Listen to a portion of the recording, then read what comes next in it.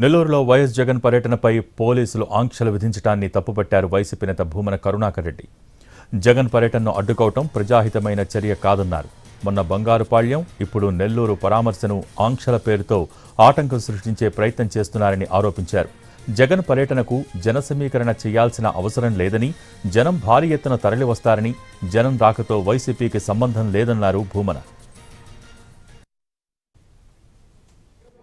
జగన్మోహన్ రెడ్డి గారు అంటేనే, జగన్ అంటేనే జనం. ఆయన బయటికి వస్తే అడుగడుగున జన నీరాజనమే జరుగుతుంది. రేపు 31వ తారీఖున ఆయన పర్యటనలో కూడా ఆయన వచ్చేది పరామర్శకు.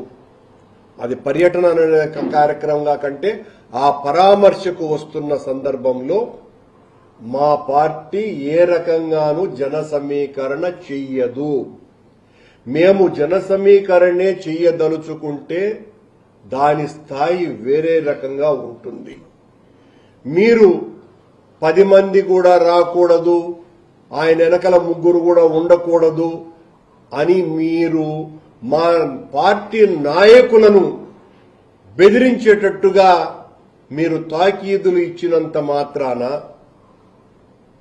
జనం రారు అనుకుంటే పొరపాటు. పోలీసు వాళ్ళు గాని, ప్రభుత్వం గాని తెలుసుకోవాల్సినటువంటి ప్రాథమికమైనటువంటి విషయం, జగన్ అనే వ్యక్తికి జన సమీకరణ చేయకపోయినా జనం వస్తారు. మీరు 5 మంది ఎస్పీలను పెట్టినా, 50 మంది ఎస్పీలను పెట్టినా జగన్ గారిని చూడటానికి వచ్చేటువంటి జనంని ఆపటం అన్నది సాధ్యం కాదు.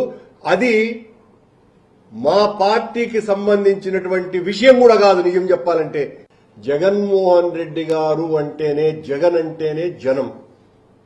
ఆయన బయటికి వస్తే అడుగడుగున జన నీరాజనమే జరుగుతుంది.